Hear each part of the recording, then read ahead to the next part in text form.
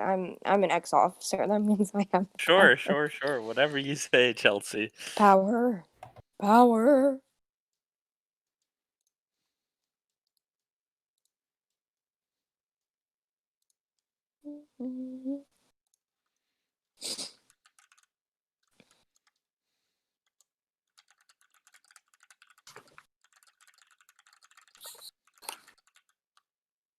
Actually, though, I think I am gonna keep developing this like the dungeon entrance. This is like turning into something kind of sick.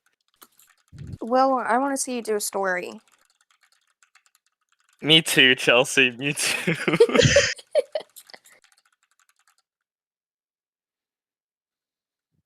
I want to do a lot, but it's hard. Okay, I'm trying.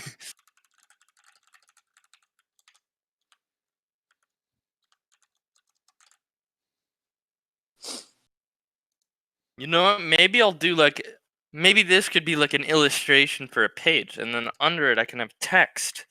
I could tell a Yanni story. is not only a very aggressive typer, but he has a very, and I cannot emphasize this enough, very loud keyboard. That's to assert. And it is absolute torture. Like it is okay, like I can kind of get the appeal when I'm typing on it, like a little bit, but to be in the same room, to live in the same apartment as someone who has a clicky keyboard is torture. It's not fun. Here is the stream link, and we're going to be streaming here too. Waking up in the morning, like, to clicky keys. It's not an experience I want. Like and it's one I've had too many times. Got my glasses. It's a good experience. I don't know what you're talking about. City. Before I leave, brush my teeth with a bottle of Jack.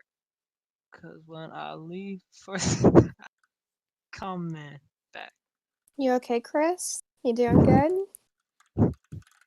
No. No. So Zach, Chris, and Chelsea, I want you guys to hang out in voice text so that when people have questions, you can relay them to me because it's hard for me to check Discord and stream Sure. at the same time. Brother, I'm already on it. You know me. You know I got this. I got this. It's a black screen. That's not Yeah, what it's supposed to be. It is a black screen. It's not a black screen for me. Oh, that one? Maybe. If you click the YouTube link, he's good. Zach said, "I am ready." Hog is always that ready. should fix. Hog All dog. right, we're just gonna chill. We're gonna vibe in for about 10 minutes. Wait for people to trickle in, casually talk, do some art stuff, all the good stuff. How's everyone's second week of classes going? Because I forgot that it was the second week. It's been a long 2 weeks. Yeah, I think for everybody. just a quick heads up for everyone new who's joining. Voice text or the voice chat is going to mute you when you join the club meeting, and we're going to be able to unmute people after. So use the voice text channel. During the presentation, I encourage you guys to ask questions. It's not like a lecture thing. So if you guys have any questions or anything, ask it in voice text, and Chelsea, Chris, or Zach will tell me, and we can talk about it. Because it's gonna be a lot of fun stuff. We're gonna be able to talk about a lot of things. Yanni, I think you know how my my week is. My 2 weeks have been. It's okay though. We're bouncing back. How do you get confidence in showing stuff you're super insecure about to others? This is like a. It really depends on perspective, but to me, the honest answer is that people genuinely don't care about it. Like you could like I don't think a lot of people really care enough to like have judgment against you for showing them work that you don't think is super good. So showing people to others is more of like, like I want feedback on something or hey, look at this thing, it's awesome. But most people like, like unless you make the effort for them to see it and all that, like they're not going to care too much. There's no stress about it. And until you're really big, I've seen some really crazy angry stuff at artists when you have like 100,000 followers. But when you're like a student or small, like nobody cares enough to like go after you or tell you that your work isn't great. Usually, a lot of that stuff is like how you think about yourself. Or So Also, if you're really clear about your intentions when you post this or when you're talking to someone, like most people probably aren't going to purposefully like give you something you're not looking for. Like if you say I want critique or like look at something cool, it's the expectation that like this is cool to me. So yeah. Oh, you know what's a that's great kind pick of me what up? I'm looking for. Showing art to people that don't make art, like it doesn't. I feel like it doesn't matter how bad I think the piece is. They always think it's wonderful or amazing. I was actually about Yeah, to say yeah. that is that that's it dep- fact. in my experience, if I'm talking to someone who isn't an artist themselves and like showing them artwork, they always like absolutely think it looks great and like compliment and stuff. And then when I talk to people who are artists and stuff, they can usually point me in the direction of where I'm struggling with the piece. So I'd say if you're trying to build up confidence in showing stuff to like other people, definitely start off first, of course, with like the people who are really good, like you're like closer, more comfortable with, and then build up and start showing it more, or even post it in like I mean, concept art club and stuff or like you could that. have the big brain join 25 art Discord servers Or and it's- cross yeah. post everything you make on them, and then once in a while you'll get somebody that's like that you've never met that's like, "Whoa, that's amazing! That's the coolest stuff I've ever seen." And you'll then be you'll be loaded like, with endorphins. yeah, but I've never. I do that a lot when I have work that I want to get traction. I've never, ever, ever gotten like a dude. That piece sucks. Like people just don't care enough to do it. Like I've Yeah. gotten, people if they don't like it or they don't care, they'll just ignore it. And then it's like, oh, they didn't say anything about it. That's fine.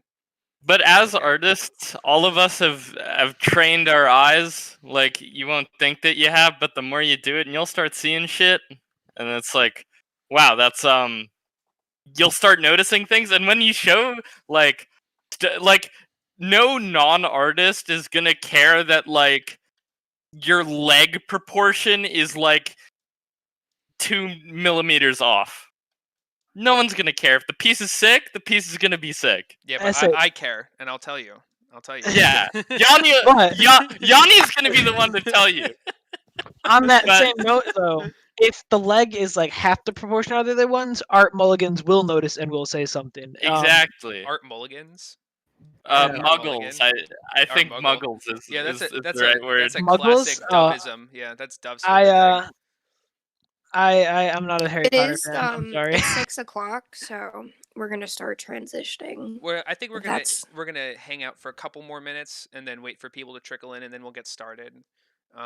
Yeah. If you guys want, an art muggle is just somebody who doesn't make art or know anything about art. Dove from the sequential art department likes to describe everybody that reads his comics like that. It's very funny.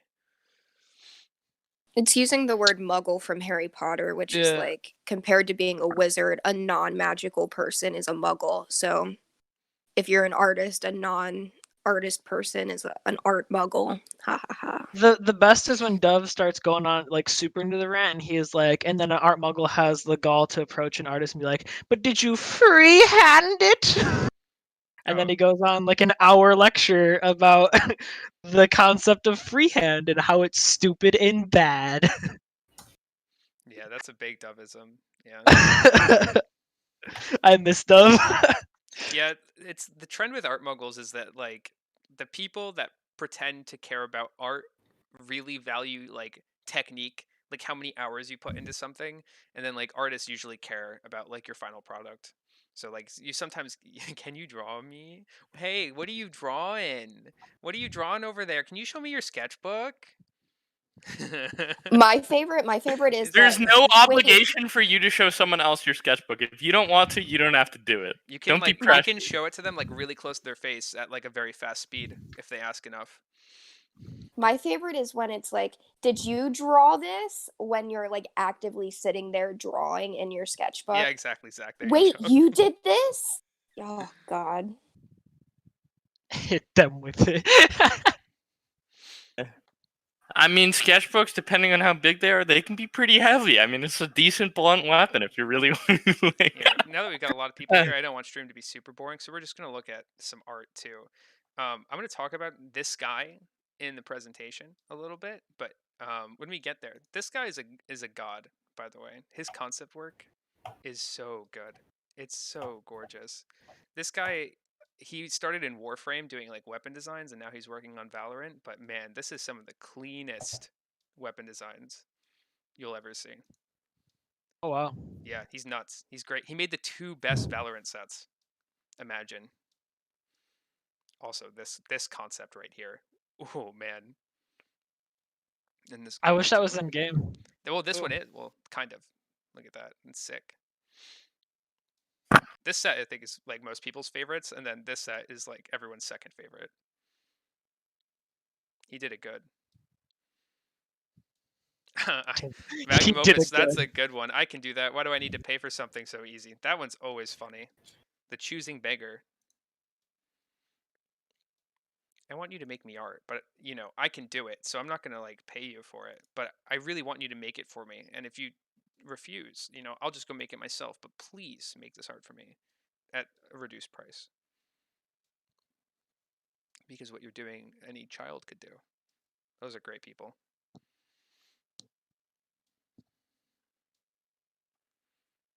I've only encountered one of them in my life, and I'm happy it was only one. He also designed the coolest weapon in Warframe, which is big pog. Absolute poggers. The lens, yeah, the lens. The lens is so cool. I'll give that title to whoever designed the Galatine, but you know, that's yeah. Redeemer main.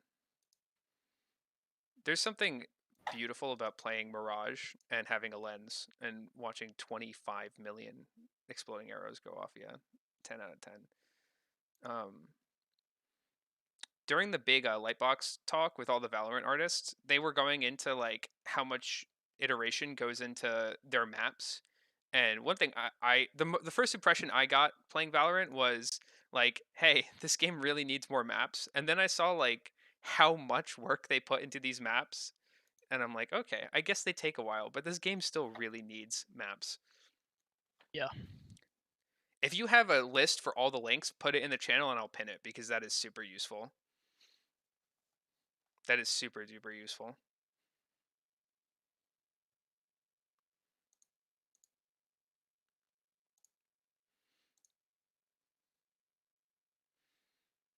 All right, we're going to give it about another 2-3 minutes, and then we'll get started.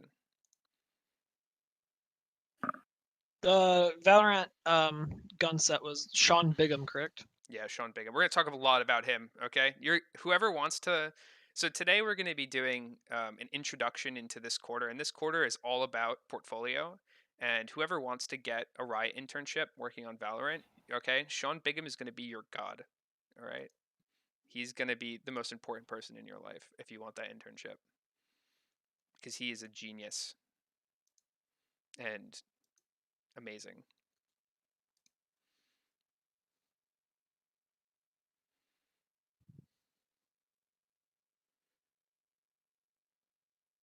Oh, who was the Riot artist?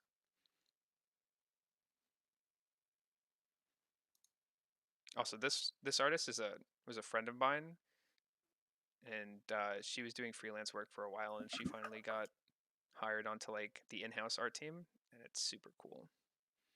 Their work is awesome. Is anybody here like a classic League of Legends player? Like, I wasted my life on League of Legends. Has anyone here played back in like season 1 or 2? Like all the way back. Me, Strawberry, did you ever go on the forums? Not much. Do you remember the Journal of Justice? Yes, this artist, Megan O'Rourke, she was like 20 back then, and she was like one of the best forum artists. She went by something Colors, Vega Colors, and she did a lot of like the original Journal of Justice artwork and all the art competitions. And I was like, I remember seeing one of those in my bookmarks from a while ago because I loved her work, and then I reached out to her like 2 years ago, like, hey, you know, it's been a long time since the forums. I can't believe you're doing freelance stuff for Riot. That's amazing. And she's like, oh my God, Yeah, the forums were dope. But now she's an amazing artist. She leveled up so much. She's super cool.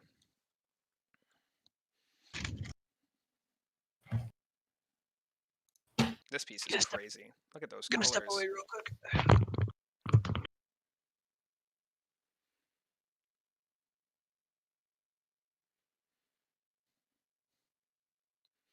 Imagine coloring without a gradient map. Couldn't be me. But yeah, she's super cool. All right. Chris stepped away, but I think we're going to be good to get started as soon as he gets back. So how many people first time at Concept Art Club?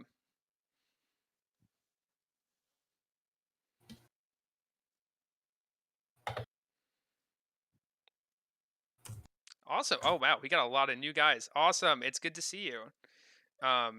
We've been doing a lot of online. We did a lot of online stuff last quarter. We try to keep it basically the same as we would do on ground. So it's great to have all of a bunch of new people. So to preface this, one thing that we really like to do in fall quarter, like our big fall quarter meeting is usually the what is concept art meeting. Shut up, Amelia. You are absolutely not new. We usually like to do a big what is concept art meeting where we go through like the history of concept art and all that and really kind of put it into terms because SCAD doesn't do that super well. This year, we were asked by the Sequential Art Society to give that talk to their club on Sunday. So instead, since we have a really packed quarter, we're going to do our introduction meeting and then we're going to get straight into the content of this club. So it's going to be like it's going to be a little much, but for those who would love to see the what is concept art meeting, Sunday at noon, I think it's 12 to 2:30, we're going to be giving a talk for Sequential Art Society in like a Zoom call. I might restream it too if everyone wants to see it. It's a good talk. It's a lot of fun.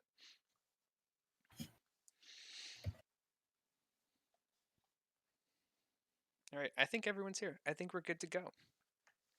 So welcome everybody, especially new people. It's good to see a bunch of new profile pics and everything in the Discord. We picked up a lot of people at Fall Fest, so I'm happy to have so many new people to the club.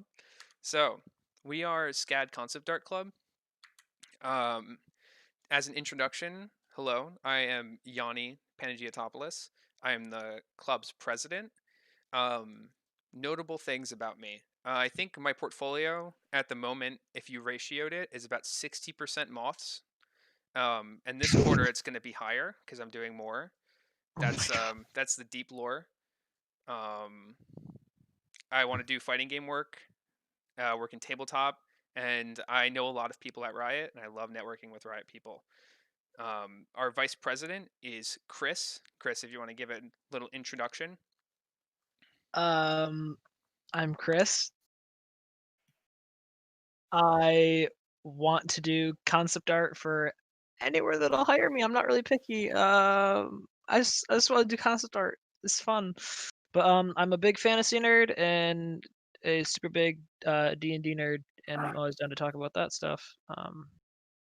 I can't think of anything else to say.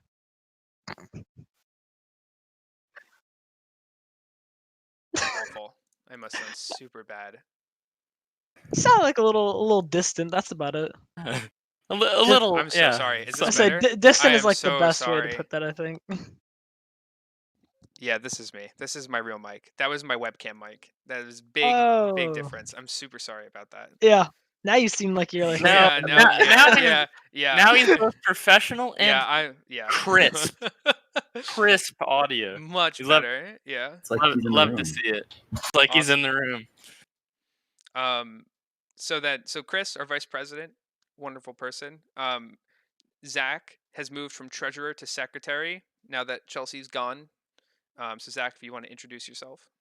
Yeah. So hey, I'm Zach. I'm secretary of the club, and my main deal is creature design. So I am literally like I design monsters, and that's really just what I do. I guess I would say kind of basic, but like I want to work for like BioWare or somewhere like that. But yeah, that's pretty much it about me. Yeah, Zach is our resident creature designer. If you have any questions ever about doing cool creatures, Zach is a monster at them. And our new to the club officer, Will, recently joined, um, is now our treasurer. Will, if you want to introduce yourself. Yeah, hey guys, I'm Will. I'm new just like all of you, so this is gonna be a first for me, and we'll be learning together. I'd say my specialty comes in more of a metal variety. I do a lot of skeletons, I do a lot of armor, a lot of swords and sorcery, that kind of deal. So I'm pining to look at, maybe working for wizards, far out stuff, but that's kind of my area. So nice to meet all of you. Awesome. Yeah. So this is your lineup. Feel free to message us anytime if you guys have questions about anything, concept art related, class sequencing related. We're always available on the Discord, and Chelsea too. Chelsea is like the resident alumni that hangs out at the high school. Um, she's awesome, and she used to manage the social media super well, and there's a big void there. But she is very nice and has a lot of great advice to give. But yeah, we are super active. We are in the server all the time. If you guys have any questions about stuff, you can reach out to us directly. So contact info. We have a Facebook. The Facebook is nobody uses Facebook anymore. We still monitor it. If you send messages to it, we will respond to them, and we post our club meetings there. But it's a little dead. Our Instagram. Chelsea set the most ridiculous example for any secretary to possibly follow, and we're going to try and live in her footsteps. So our Instagram is poppin'. We have tiny tutorials there that are archived, and 10 out of 10, they go over a lot of really complicated techniques in a very digestible way. And all in all, an amazing source of resources, and where you can kind of figure out a lot of information about our meetings if you're not in the Discord. We have an email too if you want to contact us more officially, but since everything's online, I'd prefer if you message us in Discord or PM'd me. Um, and we have a Discord, which you're all in, so hopefully I wouldn't have to clarify about that. Yeah, so what is Concept Art Club? Concept Art Club is a club about concept art. Um, we fill this kind of hole that SCAD has, where there's no concept art major, and there's 4 different majors that think they know best about concept art, and it can be really confusing. So we're here to educate, um, and give advice and career stuff about concept art, visual development, pre-production work, storyboarding, anything that's about like viz dev and concept art. That's our little niche, and we try to give you guys as much as we possibly can. And if you guys have any like questions about course sequencing, we try to help um, any student who's confused about how to be a concept artist at SCAD, because it's very difficult, and the student success advisors don't know a lot. So if you guys have any questions about that, we can help. But yeah, we're here to teach people about concept art. We're here to do concept art. We're here to make you guys concept artists. So how are we operating online? We're doing it now. We meet every. Oh, we did this last quarter, and I guess this is an interest meeting for it. But if you guys want to do game nights again, at 8 p.m. on Monday, we can do that again. It was fun. We did Jackbox games. We did draw alongs and stuff. A really good time. That was Chelsea's specialty. But we are 100% down to do them again if you guys want to. Game night, yeah. We have our Friday meetings every week at 6 o'clock, besides the first week of the quarter. 6 to 8 usually is how they run. And we also have a very active Instagram, but as I said before, we lost our Chak. So it might be a little sporadic, but we're going to try to keep up with her pace on the Tiny Tutorial Tuesdays, the student features, the Mighty Motivations, all of the good stuff that's been going on our Instagram. We're going to try and keep up with it. So, Concept Art Club, we do 3 big things. We do a lot of workshops and demos. This quarter is going to be really focused on a series of workshops where we're going to try to make you guys like industry professionals, super duper good at like seeing a job posting, a job requirement, an internship requirement, and being like, okay, how do I make a portfolio for this? How do I sell myself as an artist? How do I apply? And how do I get that job? That's what this whole quarter is going to be. It's going to be a really, really good time.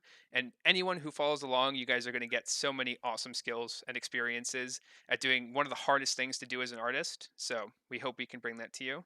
Other than that, we love having guest speakers. Right now, we're trying to schedule a few of them. I don't want to announce anything until we know who we're going to be talking to, but we try to keep you guys in contact with people that are working in the industry, get them to come give advice, get them to come and network, do a Q&A. This club is geared towards any kind of concept art.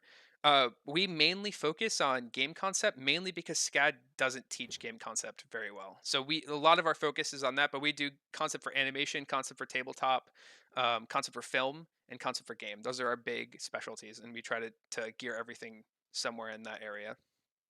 But yeah, so previous guest speakers that we've had, we did an interview with Bobby Chu a couple years ago. We had Matt Rhodes, the lead concept artist at BioWare, come and give a talk. We had Christine Houston, who's an alumni here and an amazing person, and Heath Foley, who's a concept artist in the tabletop industry. We got them in here to do something for Comics Arts Forum and had a talk. We had Becca Matheny? Hallstad, who was amazing, come and talk about co-ops and unionizing and a lot of really, really fun stuff. So we try to get you guys into contact with as many industry professionals as possible. We are super, super proactive. I think more so than any club, bringing the industry to club. Contests. So one of the big things for Concept Art Club is that we did contests every quarter. The contests were in person. So now that we're online, we've been trying to fill that hole. And we have something really cool planned that I'm going to talk about in a little bit when we get to what exactly we're doing this quarter. But there is going to be an opportunity to win free stuff. And that's the big thing. We're going to keep that here. So if you guys come and participate in club and do some awesome stuff, you can take home free Gumroad tutorials, free brush packs, stuff that like online stuff. It'll be really cool. That Splatoon design is done by our resident alumni mech god Tanny. He's awesome. He was the terror of the contests.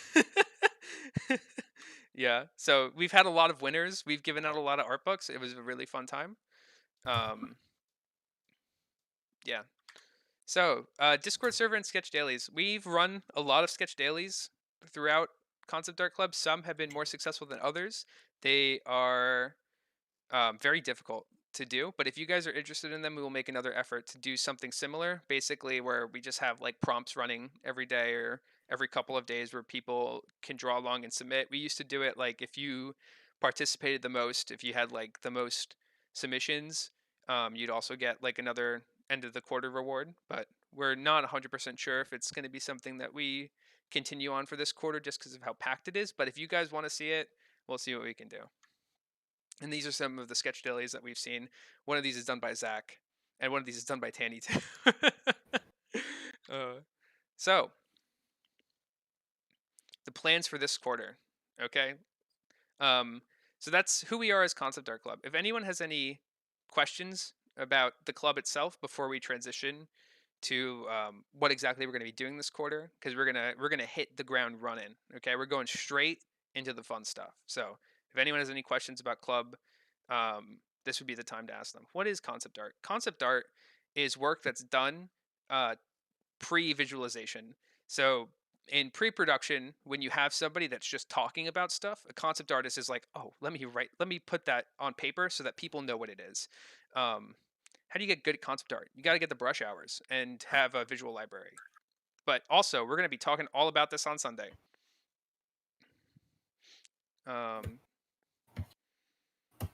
The sketch dailies were a lot of fun, yeah, but there were a lot of work, so we'll see.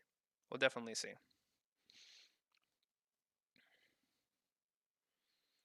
Just making sure there's not any more questions before I carry on.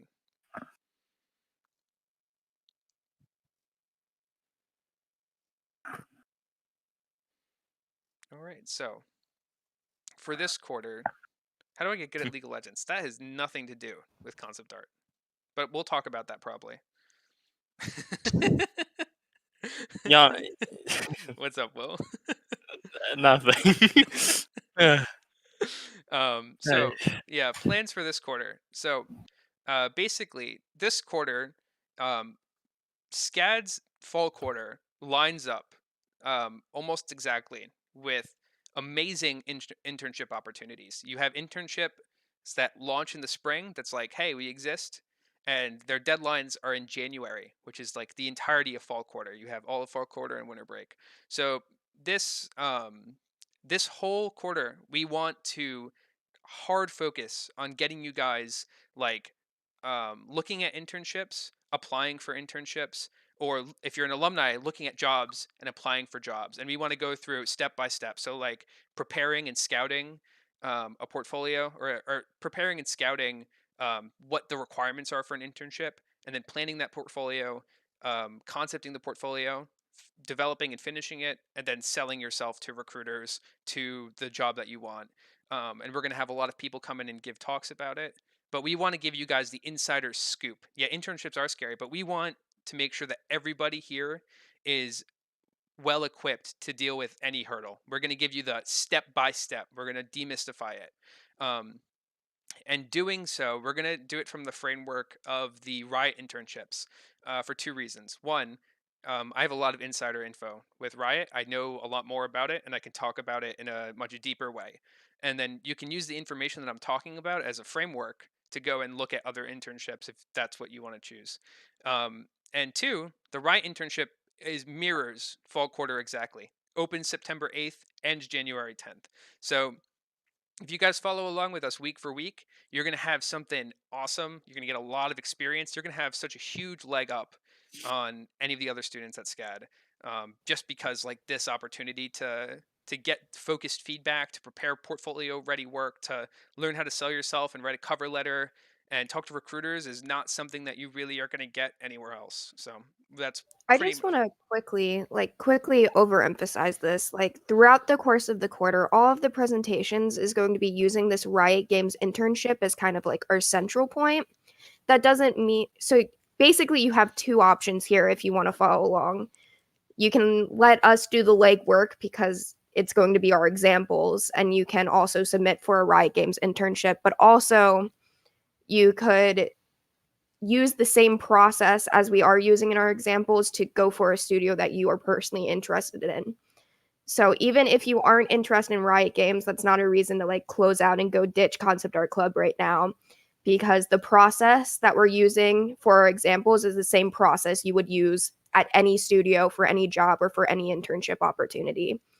It's cross applicable, even though we can't do every studio as an example because that'd take a long time. So watch critically and make sure you're paying attention to the parts that like can be cross applicable Yeah, and then because they're also there. the presentations and the videos too. I'm gonna see if I can get them posted like same day. I'm gonna see just so that everybody can go through them and all of that. Um, they're doing another rigging internship, so you can apply again. Additionally, one more thing. If you do have questions about an internship you're personally researching and you want us to also go over those, that's something you can PM us about after the meetings, or the officers are always open to answer questions about your personal choices. It's just using an example. Yeah. So, everybody, we're a Concept Art Club and we're getting into it, okay? So, our schedule for this quarter today, we're going to be all about just knowing the studio that you're applying to and how to plan the portfolio. So, doing all the legwork, the research, everything, the groundwork that you need to make a kick ass portfolio. That's all today is going to be about. And we're going to go over a lot of stuff that I think most people miss when they're doing this kind of work. And if you're interested in the Riot internship, we're going to do all the work for you. We're going to make it so easy to know what you have to do. We're going to just kick its butt. Next week, we're going to talk about pre-ideation. So before pen hits paper, what do you need to do to develop concepts? What's like the thought process, collecting mood boards, how to figure out like what the question is that you need to answer with a design. before you start drawing. So it's all of that work, which is a lot of what we actually do as concept artists. All the work that goes in before you start thumbnailing is usually the most important work. It's where you're figuring out the biggest concepts, the problem that needs an answer. That's what that whole meeting is going to be about. And then after that, we're going to actually do the ideation. We're going to help you guys do the development, where you're like, this is the question I have, this is the problem, I need the answer. How do I find the answer? What's the best way to find the answer? What are different methods to find the answer? How do I know if I found the answer? That's what that's going to be about. And then from there on, we're going to just develop that concept further. We got the answer. How do we stay on track? How do we keep it going? How do we make it like kick ass in the end? And then sometime after that, we're going to have a crossover meeting with the Game Development Network, because we want 3D artists to come here and talk to us and give us their big brain advice, because ultimately a concept artist needs to make a 3D artist's life as easy as possible, and they have the best advice for doing concept art for games. So we're going to have a crossover with them, and they're going to give us their big brain modeling takes, and we're going to give them our big brain concept takes. So that's going to be a really good time. After that, we're going to finish our concept. We have the concept developed, right? It's final. How do we sell that? How do we sell that idea? How do we sell that idea to a recruiter? How do we sell that idea, like, period? How do we make it like look the best way it possibly can? And then when we're there, we're going to have our contest. And the contest is basically anybody who's been following along this quarter wins. If you guys have been making the effort to follow along with the portfolio development, you're going to come into club and we're going to talk about everyone's work, and we're going to give feedback and bring each other up and make sure everyone's doing awesome. And you're going to get some awesome Gumroad tutorials, Gumroad brush packs, Procreate brush packs, Photoshop brush packs, whatever we can find. We're going to make a goodie bag of awesome stuff. So if you guys dedicate yourselves to developing a portfolio with us this quarter, you're going to be rewarded, and we're going to lift each other up. And then after that, we're going to be talking to Stephen Robinson and Kirsten Pointer, and we're going to learn how to present and network, how to talk to recruiters, how to write your cover letter, how to format your resume and your portfolio in a visually interesting way, how to do all of that really annoying stuff once you actually have the work done. And then at the end of the quarter, it's going to be winter break, and you're going to finish whatever work you need to do, and you're going to ship it in, and we're going to see what happens. That full process is going to be super rewarding, and the experience doing so is just worth it by itself. So we hope you guys follow along.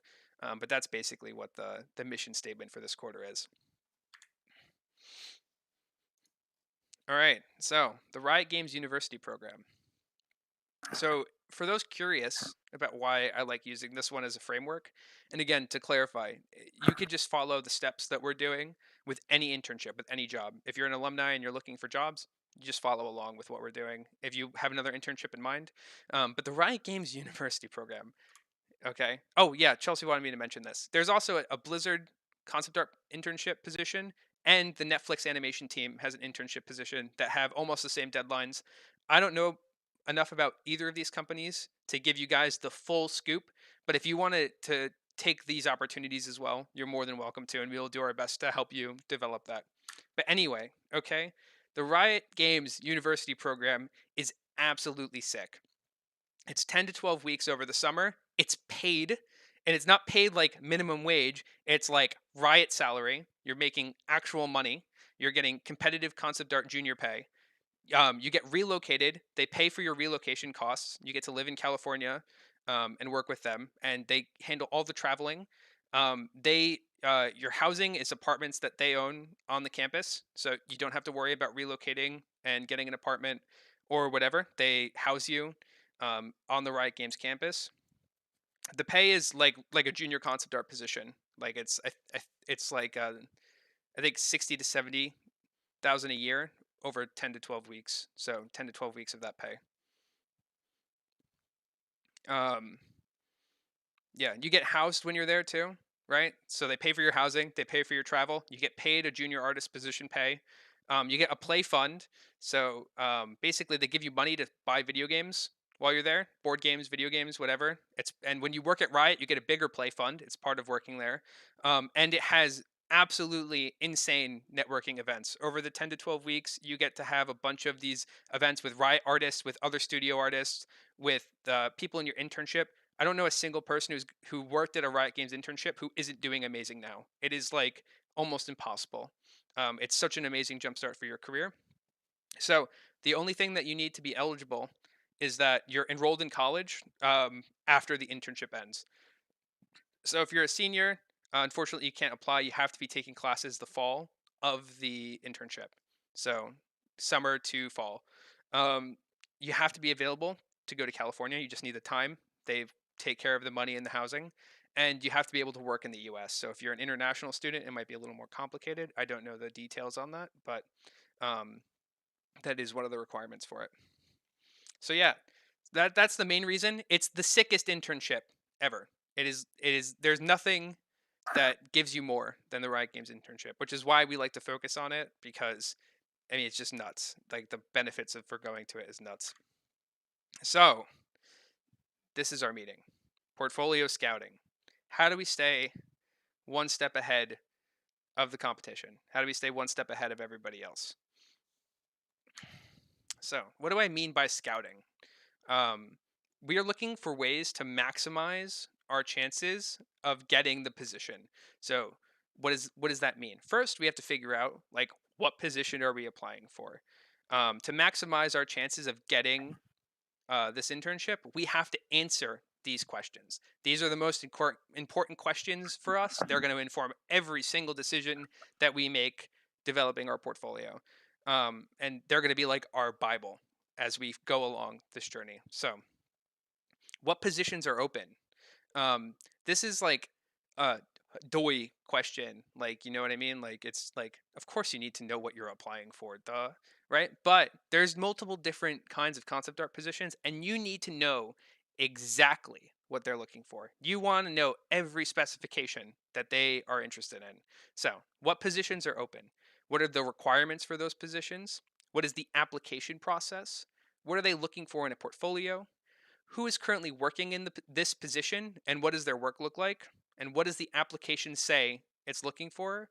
Who the recruiters are, and what do the recruiters say they are looking for? This set of questions, we're going to go pretty much question by question. We're going to answer all these in specifically for the Riot Games internship. But again, if you're looking for a job as an alumni or going to another internship, you go to their internship portal, pull up these questions, and then just start going through them, chugging through, answer every single one to the best of your ability. So, what positions are open? Question 1. These upcoming panels are going to be a little dense with information. They're not going to be a lot of pictures. I'm sorry, we usually pride ourselves in how pretty our slides are. So, if you guys have any questions while I'm going through them, please feel free to ask them. This is more of a dialogue than a lecture. So, I want you guys to, if you're confused about anything, yes, I will be able to post all of the internship stuff in the class. Yep. I'm going to post this whole slide too. Chelsea, if you want to go find the university program page and link it, you can do that as well. Not talk in person, but in voice chat so I can respond, because it's chaos when you have 30 people in a voice comms talking at the same time. Okay, so back. What positions are open?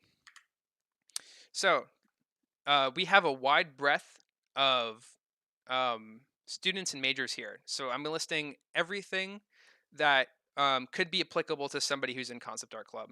So for concept art and 2D art, okay, we have a character concept artist for League of Legends, a weapon concept artist for Valorant, and an illustration intern. So that would be like a splash artist. For 3D games and animation, they have a 3D character artist, a 3D weapons artist, a game designer, an animation internship, and then 2 tech art positions, one for rigging and one for tools and pipeline. Now, for this presentation, we're only going to talk about the concept ones. We're going to go really hard on these 2 concept art positions, just because I don't want to keep you here forever, and because you can apply the same formula to any position. This is just us doing the legwork for you guys, so it's an easier time. So character concept artist for League of Legends and weapon concept artist for Valorant. These are the 2 questions that we're going to start with. All right. We found out what the positions were. What are the requirements for these positions? And what does the application say it is looking for? These are probably the 2 most important questions. These basically summarize what the job that we're going to be doing is? What is the job that we're doing? These two questions are two different sides of that job. And we need to be able to demonstrate our capabilities of doing that. So this is straight from the page on the university program for character concept artist. As a character concept artist at Riot, you will bring characters and creatures to life. Drawing inspiration from as little as a napkin sketch or as much as a full-blown narrative concept, you will generate ideas and craft designs that are resonant, compelling, and iconic. As a problem solver, first and foremost, you will help come up with visual solutions for game concepts. Responsibilities: sketch, ideate, and iterate new characters or creature concepts in collaboration with other developers. Develop detailed concept art and orthographs for 3D artists and animators to implement into their working game assets. Creatively problem solve and figure out efficient solutions on executing the look and feel of the character or creature. Collaborate closely with other disciplines to define character or creatures that are both narrative and visually cohesive. Take your knowledge of story tropes, archetypes, and narrative devices of all kind to help improve the designs that go into our worlds. And bring your understanding of human and animal anatomy and know how to stretch the limits while still maintaining a consistent art direction. Now, you know, at first, you're like, this really isn't a lot. This is like a pamphlet. Is this really the whole job? And yeah, there's a lot of and dense and useful information here that we're going to take directly, and this is how we're going to focus our portfolio. Okay, so what's important? What are they saying that's important here? So first thing to note, as a problem solver, first and foremost, we are concept artists. They don't care about our technique. They don't care about how pretty our stuff looks. They don't care about how well we render, right? They want ideas. They want ideas that are clear, easily read, unique, and interesting, because we are problem solvers. We make designs. So we have to value the work that we put in our portfolio by that criteria: how good designs they are. Do they read well? Are they interesting? Right? Not how good do they look or how well rendered they are. These are benefits because they help sell your design, but if that part isn't successful, if the design is not successful, it doesn't work for the portfolio. It misses the point of what the job is. So sketch, ideate, and iterate new character or creature concepts in collaboration with other developers. So this is listed multiple times, but this is a collaborative job. Concept art is a collaborative job. We need to demonstrate that we're working with we have the ability to work with other people. They even kind of mention it as like little napkin sketches. I have experience with how Riot does their design meetings, like how you work as a designer at Riot. And it's basically like you got like a couple writers, you got the concept artists, you got the splash illustrator, the 3D modeler, and the animator, and you guys are in a room as a team and you are just going to town figuring out who this character is. And you need to be able to be there and work in that team environment and spitball ideas and be like an active participant. It's very crucial to not just like what does my work have to look like, but do I have the ability to do work in this environment, work with other people in a cohesive way. This has 3 underlines because SCAD is so bad at this. This is actually the thing that SCAD is the worst about, so I'm going to emphasize it every single time.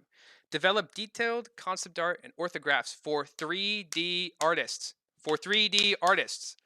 Every design that you make for Riot Games has to be translated to 3D.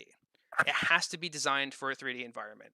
It has to be designed for a top-down camera. If the design doesn't translate to 3D, it doesn't work. If the design doesn't look good in a top-down camera, it doesn't work. It could be the most gorgeous, beautiful design at a front view, at a profile. It could be wonderfully painted. It can be just immaculate, the perfect design, but it doesn't translate to 3D. It's useless. It doesn't work at all. So we're going to talk a lot about how to design for 3D artists, and the basic the most important part of that is that you can't leave anything ambiguous, because 3D artists are there to take the information you give to them and turn it into a 3D model. And if there's something that's ambiguous about your design, then they have to design that. And they're not designers. They're bad at it. They don't want to do that. Like, this is the only reason I like art is because I love designing stuff. Okay, I don't care about painting. I don't care about like the rendering or anything. I just like doing design work. It's really fun for me. So when I talk to 3D artists and they're like, don't let me make stuff up. Like I hate it when a concept artist gives me something and I have to start making stuff up. I just want to be able to model it as it is. I'm surprised, but that's my job, right? Because I love design. I do all the design work because that's what we're good at. So never leave anything up to interpretation for your 3D artist. And we're going to talk a lot about how to make designs good for 3D, but it's so important. If your design doesn't work in 3D, it won't work for this portfolio. Yeah, so collaborative. And then this one, that is boxed. Okay, bring your understanding of human and animal anatomy and know how to stretch the limits while still maintaining a consistent art direction. So this is boxed because I've talked to recruiters at Riot before. If you are applying for a character concept position and you aren't confident in your anatomy, if you still have to practice anatomy, like if it's not the strongest part of your art, it is it is like an immediate pass fail for them. Now, saying that, it's not a bad idea to apply anyway, because especially if you're a younger underclassman, you can apply again next year. And when you get feedback and you implement that feedback in your work and you improve a lot and you get to show them your work next year, they love that. It skyrockets your chances of getting an internship if you can show that you like, wow, this guy is developing like crazy, like he's going nuts. But yeah, so we have 4 months for this application. If you aren't confident in your anatomy, it's something I would definitely practice while we're doing this. And then the last part, when I'm talking about, 1 second. Okay, yeah. So something really, really important for Riot is that the concept art that they're looking for, specifically for League of Legends, isn't exploratory in the same way that a lot of concept art is. So for most things, when you do concept work, you're like, I need to figure out these aspects of the world. I need to kind of do a lot of like world building and a lot of like exploration into like the themes and stuff. Riot Games has Runeterra. Riot Games has an established setting with very, very well defined visual motifs. They know where every character comes from and they know what that means. So, and a very important part about working at Riot is understanding the universe that you're creating characters in. You don't really have a lot of freedom in that early exploratory sense. So, for the required reading, not actually required, this book will give you a 10 million times leg up for Riot Games concept art. It's the League of Legends Runeterra Companion. It has so much useful information for designing inside of the League of Legends world. Now, um, it's obviously not required. People that get the internship may or may not have the book, but it'll give your designs a level of sophistication and intelligence that other people won't be able to have because you have more information than them on what their design goals are. So it's a really good thing to have if you are trying to design in their space. So I said it already. I'm going to say it again. All work being done is for 3D. All work being done is going to be animated. So those are two considerations that you have to keep in mind for your designs. Does it translate well to 3D? How is this going to animate? All work is going to be done. All work that's done is meant to be looked at from a specific camera angle, top three-quarter view. So the top-down RTS League of Legends view. If your design doesn't work in that space, it doesn't really work in the portfolio. And then a lot of collaboration and working in a team environment, and then the baseline expectation that you have a very strong handle on your anatomy. So that's the League of Legends character one. Yanni, you got asked earlier, like, how do you show that you've worked on how do you show that you have worked collaboratively? And you kind of skimmed over that. So can you talk a little more about that? Yeah, so basically, how do you show that you work collaboratively? You show that your work is a good fit for Riot, and then you demonstrate that in your portfolio or in your interview and resume. It's not something that's going to come across in like your work, but if your work is good enough to be at Riot, like it is something that they're going to be actively looking for. So when you get to an interview position, a spot, or when you have your resume, you're going to be like, I've worked on X project with X people. I've worked. I have a lot of experience working like directly with an art director or working in like a group environment. That's kind of where you want to demonstrate that ability. If that helps, Amelia. Yeah, it's not something that's going to be apparent in the visual aspect of your work. It's something that's going to only be apparent in your experience, right? You have to demonstrate that you have the experience. Yeah. Finding collab opportunities is hard too, which is why we want to do more networking with the Game Development Network, because we want to do more concept stuff for 3D artists that are working on games that need concept artists. I will add though, like if you're in illustration, there's a class that you have to take called Pro Portfolio, and in some of those classes they have you do like video montages, and that's a great way to show that you work collaboratively. Like on your about page, have a little video of you working with your friends collaboratively. Like you Yeah, can show collaborating it. with friends 100% works. Yeah. If you could show that you can work with other people, that's the most important thing. Like if you can like come to a common understanding, like if you can show that, hey, I've worked on concepts that a 3D artist put into a game and I work with that 3D artist. Like that's you can do it collaboratively. Like that's the demonstration of that skill.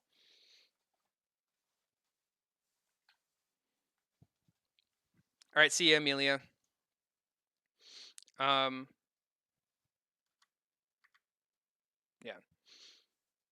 So the other internship position we're going to be looking at, weapon designer for Valorant.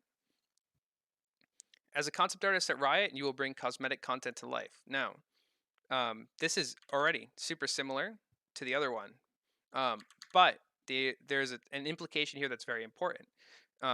As a designer working on Valorant, you already have baseline designs that you're working off of, right? There's like, I think 12 guns in the game, something like that, 12 to 15, and you're going to be doing concepts for skins on those guns. So your design space is already like very narrow, which means that you have a lot of like room to demonstrate your skills in a portfolio, because you could just like pull in a gun model and design around it. You're going to be bringing cosmetic content to life. Drawing inspiration from as little as napkin sketch or as much as a full-blown narrative concept, you will generate ideas and craft designs that are resonant, compelling, and iconic. As a problem solver, first and foremost, you will help come up with visual solutions for game concepts. Same as before, same exact concept art snippet. So this little bubble right here, the one that the paragraph after, is important because League of Legends is an IP that has been around for 11 years. It's a very like it's big and it's got a lot of standing. Valorant is less than a year old, and this preface here kind of lets you know that they aren't really expecting a lot of the applicants to have messed around with Valorant before. And also, Valorant's world is mostly undefined, unlike League of Legends. So what I was just talking about with the League of Legends companion, about designing in like that space, Valorant is very different in that way, where the designs that you're going to be doing, you have much more freedom to explore, but also you're a little more restricted because you're going to be working primarily on weapon concepts for things that have already been designed.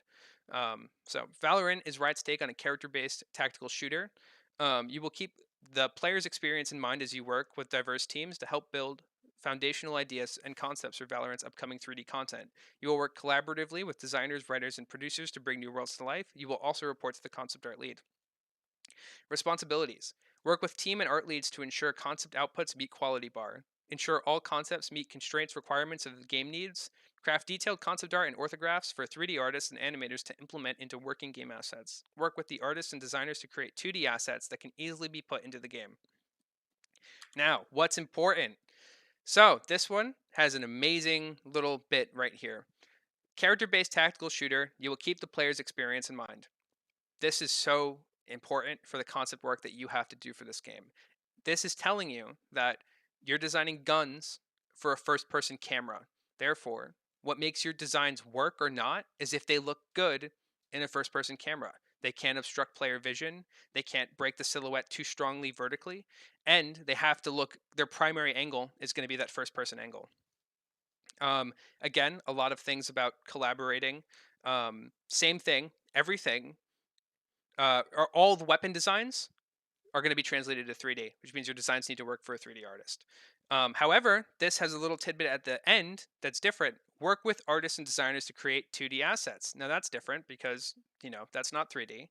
And if anyone has played Valorant or hasn't seen it, Valorant has a lot of like sprays or icons or like character backgrounds.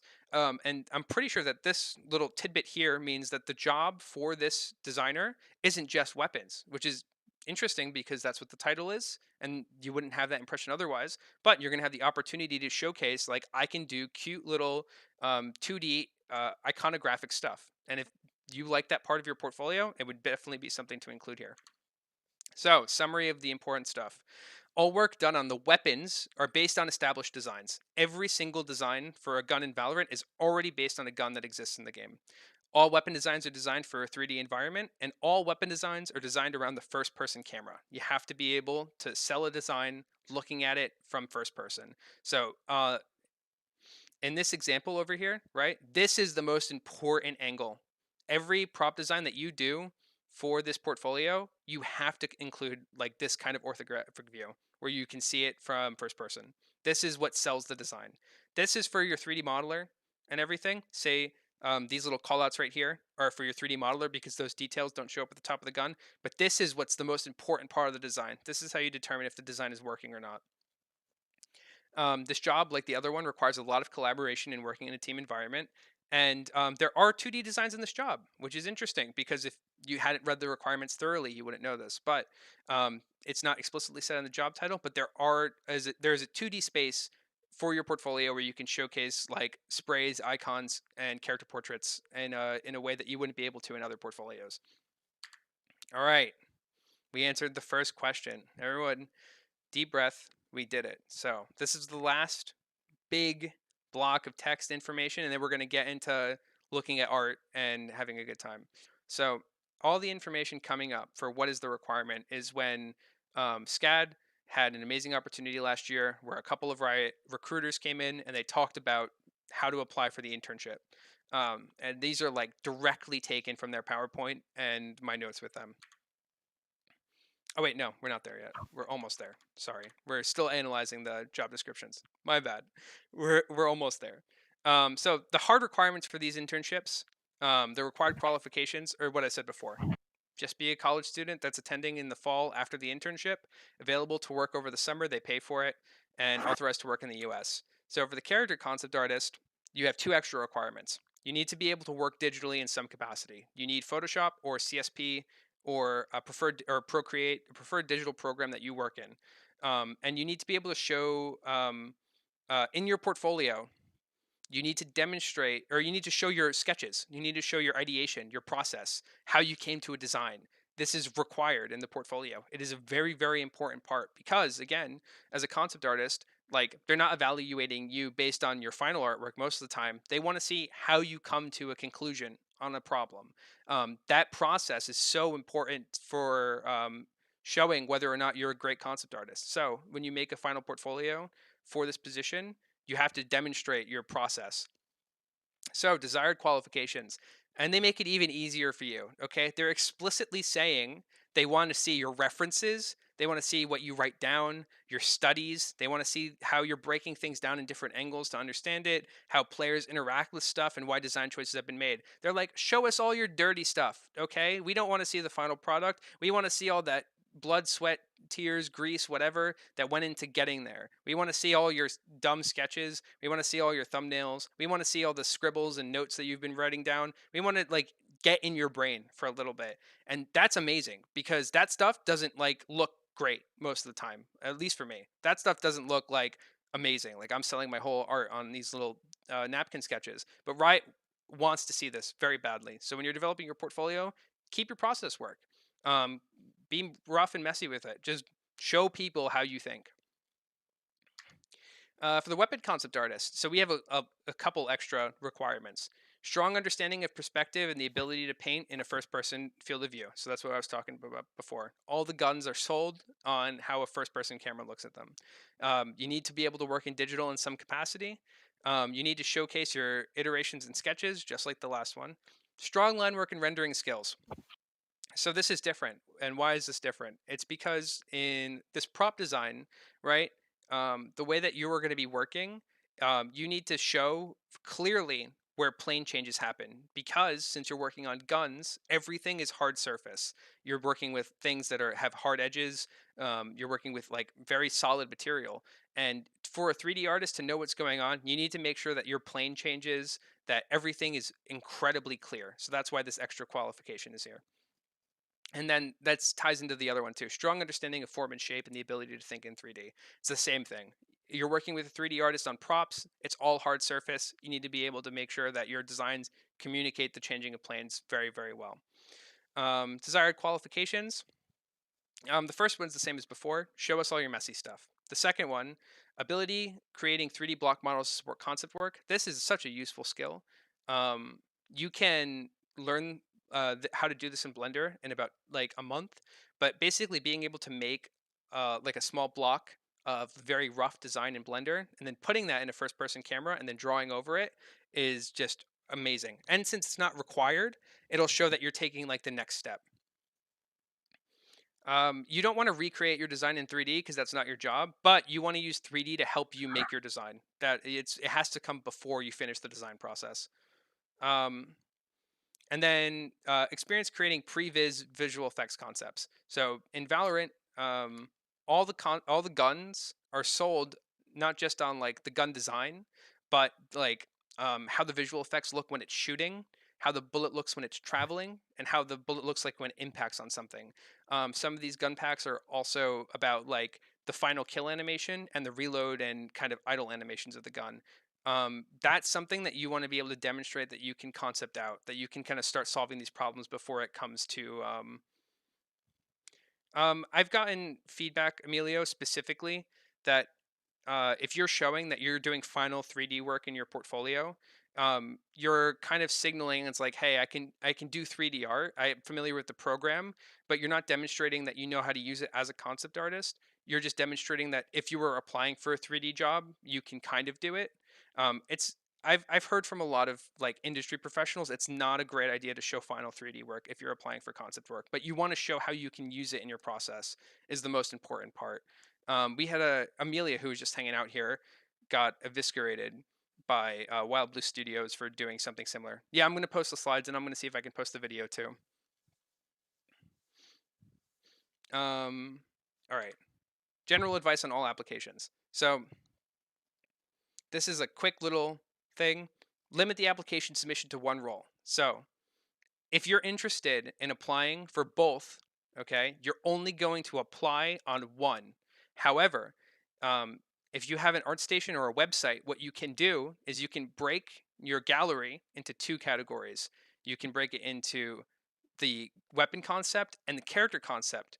And then when they go through your work, they're like, oh, this person's applying for both. Don't double apply. They're explicitly telling you to not double apply. They're telling you if you apply for one and you show the work for the other, we will look at both and we'll keep you in consideration for both. Online format is preferred. No PDFs, no physical files for your portfolio. They want your portfolio on ArtStation or a personal website. If you're working on anything that's NDA'd, include it in your portfolio. Just put a password on it, password protect it. If you aren't working on anything NDA'd, you don't have to password protect it. But this is just saying that like if you have work that you were doing for a job and you can't show, they're like, we want to see it, put a password on it so we can see it. This one is more test that your portfolio is accessible. Make sure that the website that you're using is live throughout the application process. You don't want them to check it and then get like a 404 or not be able to go and look at your work. And also put a link to your portfolio in the application and then also in your resume because in case one of the links breaks or one's incorrect, just make sure you have your link twice. The bottom one is like Riot just loves people playing their games. So yeah, Chelsea's big true. If your photos are really big and it takes too long for the website to load, it's not fun for recruiters. That's big true.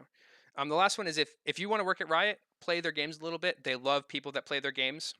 So give it a shot. It'll help you design too. Okay, here we go. Sorry. This is the last big text. We got the scoop. What's next? I'm wigging out. I'm sorry. My throat hurts a little bit. Been talking for a while.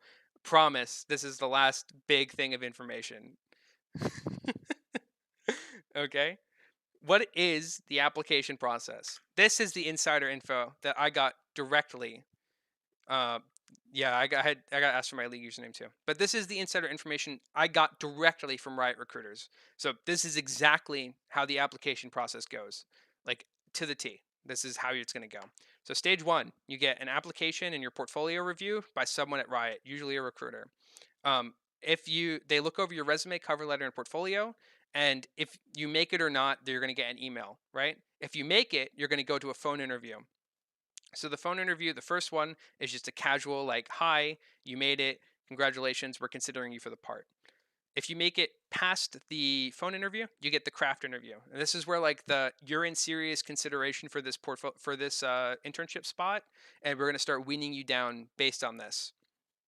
So the craft interview, you're going to be interviewing with somebody in your industry. So for both of these positions, you're going to be interviewing with an industry concept artist. Come prepared with questions to ask them about your field. You want to come there looking for information, like trade skill, like anything. If you met like your idol concept artist, like your favorite artist in the whole wide world, what kind of questions would you ask them? Come prepared with a couple of those to talk to the industry artist with. You want to be able to go through your portfolio. You get an entire hour with them. You want to go through your portfolio and show and talk about your designs in detail. You want to be able to just go through, like, yeah, this pitch was here, this is what I was thinking about when I was doing this is why I was sketching like this is where this design came from, when I was thinking about when I was doing it, what was really inspiring to me. You want to be able to give them the whole deal about your work. You get a full hour with this guy. And then you want to be able to demonstrate your knowledge of your tools, process, and deliverables, that you know what you're doing, that you're confident in what you're doing, that you're really, really good at what you're doing and your process, that you have something that they can rely on. So if you do good here, you get another phone interview. This one is the first values interview. So this second interview, this is the vibe check. They're calling you to vibe check you. They want to see how well that you can communicate and how fun you are to be around, how friendly you are. It's literally just like, do you work good with people? Do you are you fun to talk to? It's a big vibe check. All right, we're almost there. You're in like the final pool now. So values 2 electric boogaloo. This one is not a vibe check. This one is basically an over the phone art test, and it's very difficult. So in this interview, you're gonna, or no, never mind. That's interview 6. Sorry. This one is basically a career check. Like, what are your long term goals? What direction do you want to take your career? What kind of artist do you want to be? Who do you want to be? They want to make sure that, like, you're not like only thinking about this internship, that you are somebody that's going to use Riot as like a stepping stone, that you want to work at the studio, or that you have big aspirations, or that, like, like, what you want to do. You're confident, right? You have a plan. That's what this interview is about. Okay, this interview is the art test. This is the final thing. If you do well here, you win. You win the internship. This is the last part, okay? And it's tough. So this is basically an over-the-phone art test. They're going to basically kind of test you on how well you can deal with an ambiguous situation, how you design, what your design process is, how do you problem solve, and how, like, they want to analyze basically your critical thinking abilities and how well you can understand a concept. So come prepared. If you make it this far, this is probably going to be the most difficult part. But if you do well here, you get it. This is it. This is all the chips are on the table. And if you've made it here, great job. It was a lot of work and you did wonderful. So other tips that don't relate directly to the steps. Everything that I've put in this presentation that's listed as required has to be in your portfolio. If it's required and it's not in your portfolio is getting tossed out. So make sure I posted everything that's in the required materials. If it's not there, they're not going to accept it. Part 2, no fat in your portfolio. If you guys haven't made it to your junior or senior level classes yet, you get a couple business classes that talk about what a good portfolio size is. And that's basically what's going on here. 10 to 15 images, only the good stuff. Nothing bad, nothing ambiguous, none of the middle stuff. You want work, and you look piece by piece, like, this is amazing. This is like the best stuff I've ever made. Every piece of your portfolio has to be like that. If it's not, you toss it. It doesn't even matter if you don't hit like 10. If you have 4 pieces, but they're all like just so good, like they're like the best things you've ever seen, it's much better to have that than have 10 pieces where you have 6 that are okay. Has to be amazing. So make sure there's no fat in your portfolio. Only the best stuff goes in it. And last one, don't submit a portfolio that doesn't have work that looks like Riot's. Riot doesn't do realism. You have to work in Riot style when you're concepting for them. So your portfolio needs to demonstrate that you have the ability to do so. If you have a realism portfolio or like a high fantasy portfolio, it doesn't make the cut, and they're not going to be super interested in it. And we're going to talk about this a little later. Make sure your work, resume, and portfolio is readable. So the way that you format your resume, what we were talking before about your website, and that your portfolio has a nice like flow to it. That it's just good to read, good to sort through. It's understandable. Have your peers and mentors review your work and resume and double check with them. This is important. Okay, so when I say have your peers and mentors review your work and resume, I'm not saying like go into a group chat and be like, hey guys, I'm going to apply to the Riot internship. Here's what I'm submitting. What do you guys think about it? Okay, what you have to say, right? This is very important because you're going to get a lot of people that are going to want you to like feel nice, and they're going to be like, it's all good, it's awesome, we love it, congratulations, this is so cool. You're going to be like, hey dudes, I'm applying to the Riot internship. I want you to tear me apart right now, okay? I want you to pretend that you're the recruiter and destroy me, all right? If there's any problems here, if there's anything wrong, you need to tell me immediately. You got to get your friends in the mindset that they're here to evaluate you as seriously as you need to be evaluated. They're really going to tear you apart. You have to make that 100% clear. Yeah, pretty much. Yes, exactly. And if they aren't, just go to Yanni because he will rip you apart. And not to say that you can't be ripped apart in a nice way, but you have to make sure people aren't trying to make you feel better or that are like giving you 10% of their energy. You want them to look at you like they're the recruiter. You want that critical evaluation. Yes, exactly. All right. And then the last tip, apply sooner than later. So the deadline is January 10th. They're going to start interviewing people mid-December. So try to apply before mid-December. That's usually a good time. So December 1st is a good stop. Like, I got my stuff in, we're going to apply a little early. That's going to give you much more of a chance than if you're applying near the end of the deadline, because usually they have most of their choices by then. And the last tip I got from the recruiters, okay, this one's very important. Be authentic. If you come off as a different person than you present yourself, or if the recruiters feel like you're lying about your values, that is the most immediate no ever. You have to be yourself. You have to come across as honest and everything. I have a friend in the game dev network that was getting reviews on his portfolio specifically for this, that was like asking friends like, hey, I don't really play League of Legends, but I want to come across as like I know a lot about the game. Can you guys help me like write this? And I told him like, hey, if you're lying about how much you play their games, or if you're lying about how much you know about what you're talking about, you're going to get destroyed by the people you interview with. Like it's going to take 2 or 3 questions for people to realize that you're full of shit. So be honest. Don't even think about lying. Be authentic to yourself. It is something like, if your art is bad, you always have next year. You always have that development story. But if you're lying about who you are never going to have a chance to work at this company. It is one of the biggest like kills. It's just going to absolutely kill your chances before you can even show them your work. So be authentic to yourself. Don't lie about anything. Be an honest person. Okay, guys, we did it. That was all the meat. Now we're actually going to look at art. All right, it's a big accomplishment. I'm proud of everybody for making it this far. So, what are they looking for in a portfolio? We're describing this visual example as the Riot portfolio bounding box. Okay, and I want you all to think about this when you're working on your stuff. Specifically, the words the Riot portfolio bounding box. Okay, that's what we're calling it. So, what is the bounding box? This is the bounding box. Everything that Riot wants in their artist is inside this box. Okay, everything that they need, everything that they're looking for is inside the box. Now there's other art skills outside of the bounding box, right? But Riot's not really interested in them. For example, they're not really interested if you're a good realistic artist. They don't care how good your life drawings look, right? But when it comes to designing for 3D, they really care, right? That's inside the bounding box. So when you're working out on your portfolio, okay, we're gonna try and demonstrate the things that are inside the bounding box and stay away from most things outside the bounding box. Yes, and Chelsea is reiterating, every studio has a bounding box. We're going to just talk about the Riot one because we already did all the work for it. So, what's inside the bounding box? These are just some examples.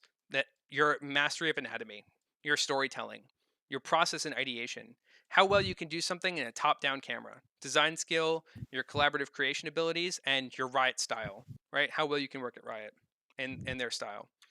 So, the ideal portfolio includes everything in the bounding box and a little more, right? Because when you're at Riot, you want to be pushing the boundaries of the box. The box expands when you're at Riot. You want to be pushing at the edges. So to demonstrate that it's like, I'm not only the Riot artist, I'm not only the ideal Riot artist, I'm an artist that's going to come to Riot. I'm going to show you what you didn't even want, or you didn't even know you wanted, right? You didn't even know how much you wanted, what I can offer you. And that's by showing work that's a little outside the box, okay? But everything in the box is what you're shooting for, okay? So the way that this kind of works is that your pieces of your portfolio make up the box. However, a good portfolio piece can include everything in the bounding box. Now we're students, okay? We haven't been working at Riot for 8 years. We can't just do portfolio piece that is perfect Riot Games concept art, right? So we have to demonstrate those abilities with multiple pieces. However, if you do have pieces that demonstrate all of them, those are A+. And you want overlap too. It doesn't all have to be independent. But you have to include the entire box.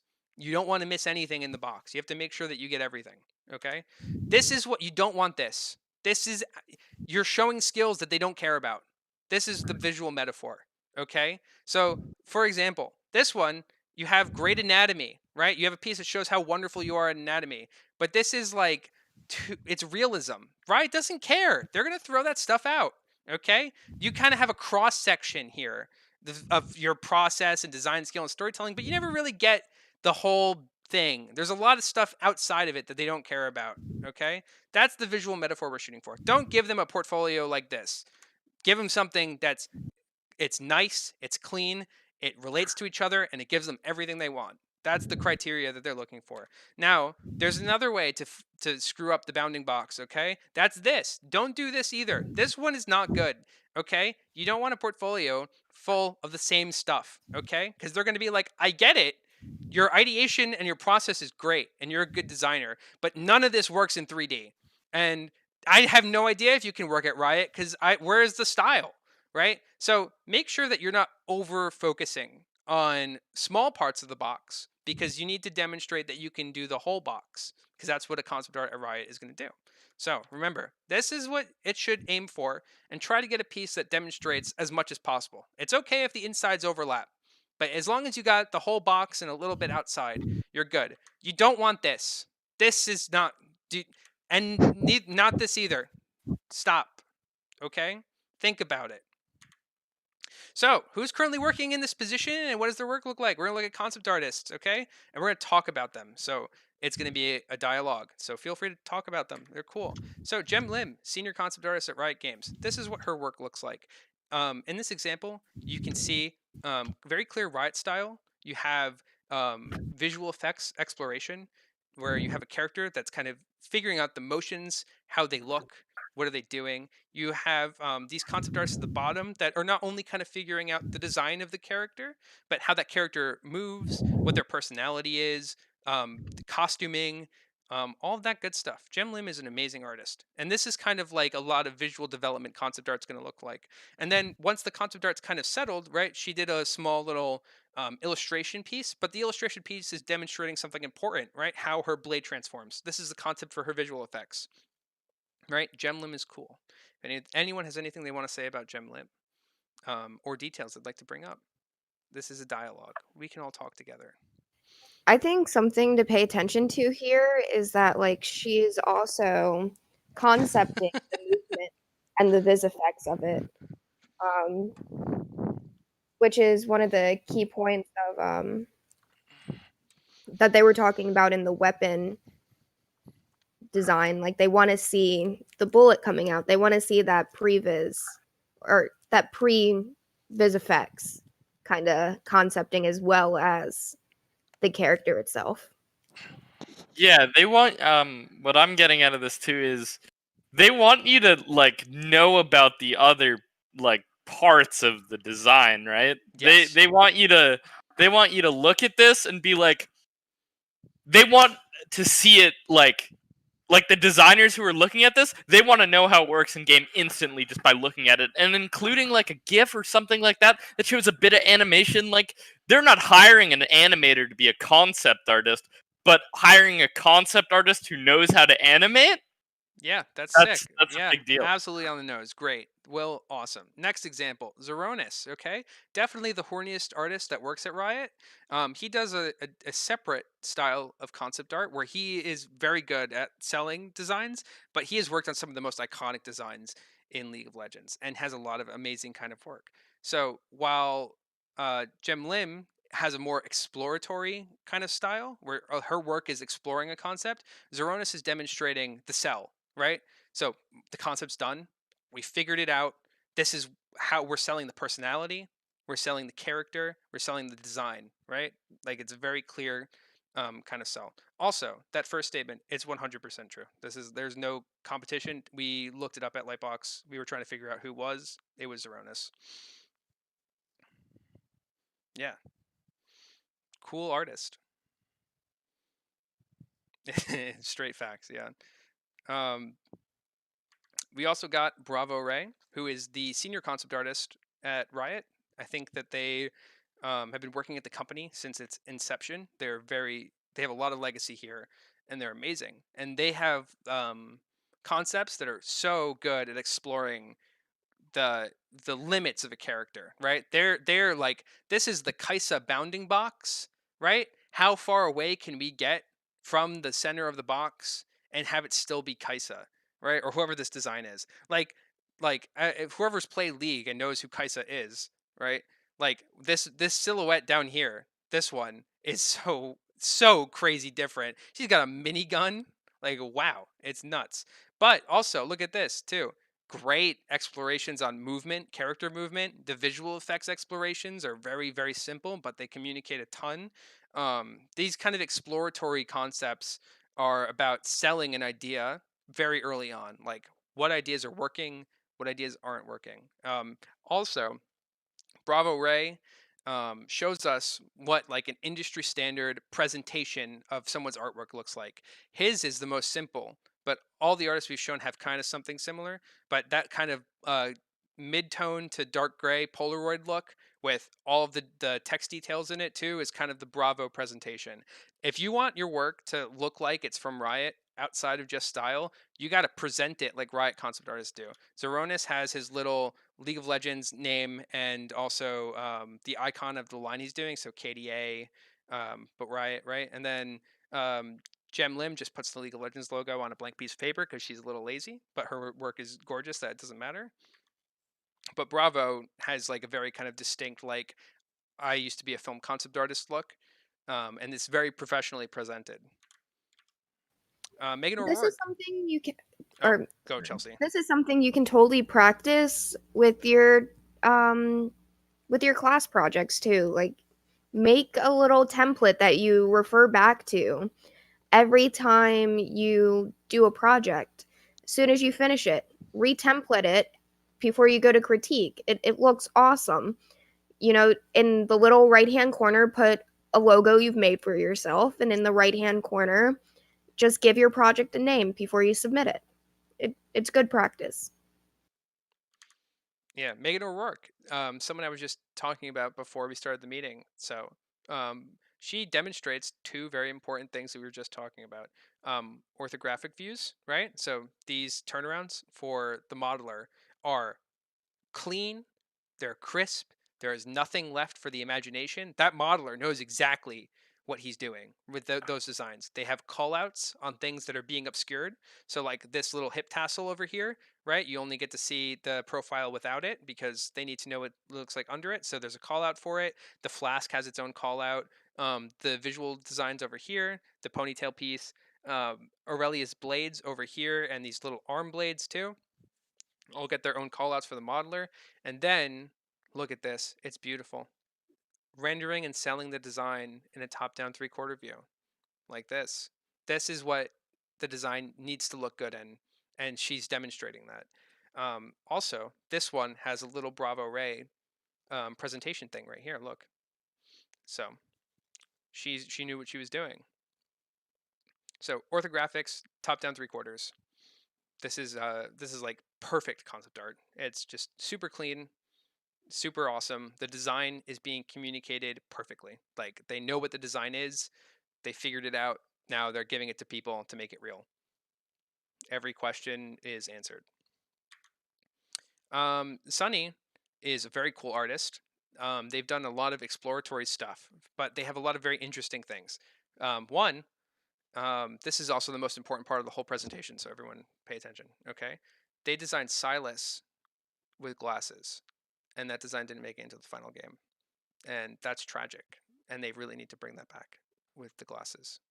But also, look how rough these sketches are and how well they communicate the design, right? How well they're communicating an idea while still being incredibly, incredibly rough. And then up here, we have like, all right, these are what's working. Let's polish them up a little bit. Let's do like some colors. Let's break down some of these materials. Let's figure out how they're working.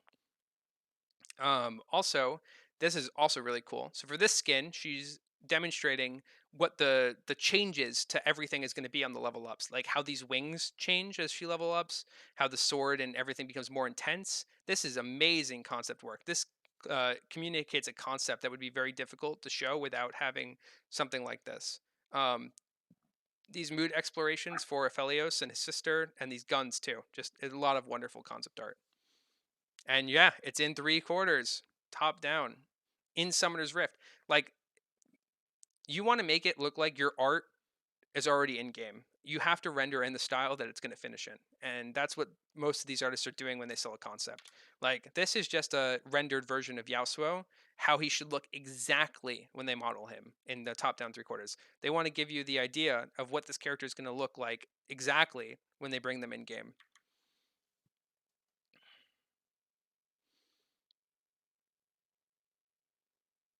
Yeah, that's a tidbit for whatever studio. You always want to render like the final product. You want to you want to be able to communicate what the design looks like in game, as a concept artist.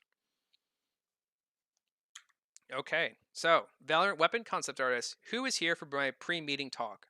I mentioned a name, and I said he was going to be your god if you wanted to apply for Valorant. Bigum. His name is Sean Bigham.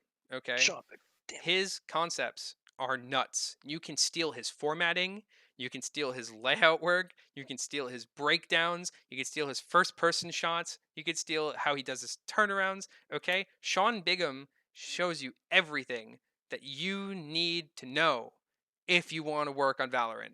If you want to work on Valorant, just look at Sean Bigham's work and have it on your screen at all times when you're designing. Like, look at how he's concepting the rifle, right? Sick. Absolutely sick. If you want to work on Valorant, just do this. You will get the job, right? He's concepting the visual effects for the guns here, right? So this is the unleveled Oni. This is the leveled Oni with the ribbons and the changes to the magazine and everything, right? He's doing like sick. It's just sick. Like, if you want to work on Valorant, this is what you need to look at. This is how you're going to develop your prop portfolio. So hey, I only learned about this guy today. I'm just saying that if you want to work on Valorant, this is your man's. This is who you have to emulate because he demonstrates what perfect concept work looks like for this game. And if you want to have a sick concept art portfolio, you better start stealing whatever he's doing because he's doing it right. So we're in the final couple slides. Who are the recruiters? Who are some of the interns who worked at Riot? So, one amazing, easy thing that you can do, okay? There's a Riot Games Careers LinkedIn, and there's a Riot Games Careers Twitter. They're super dead right now, but when the internships start picking up in November, they're going to be a lot more lively. But in this group, you will find every single recruiter that works at Riot. and you'll be able to link in with them or ask them questions or say hi to them. That's the utility. So if you want to know who the recruiters that you're going to be dealing with, yeah, link in with me too. If you want to know the recruiters that you're going to be dealing with and like what they want, this is how you're going to find them. And when you do find them, be polite, be respectful, don't be pushy. And if they give you feedback, you be like, "Thank you very much for the feedback. I appreciate it. I'm going to work on it." You say that verbatim. You don't go, "Oh, wait, but it was my design intention to do that. Don't worry about it. It's okay." You don't like argue back with them on their feedback. They gave you the feedback. You're going to be like, "Thank you so much for the feedback. I'm going to work on it. I appreciate your time." Just say that. Nothing else. But these guys are all Riot Games interns that are currently working at Riot and are awesome. So we're gonna look at what their portfolios were like when they weren't working at Riot and what the work they're doing at Riot. So Jeremy Aninos, super cool. He got into the concept art internship. He is a splash artist right now. So this was his work when he applied for the concept art internship. I'm almost 100% sure his shardbound work was in his portfolio. So this was the kind of concept work that got him the internship, for reference. Let's see if there's any.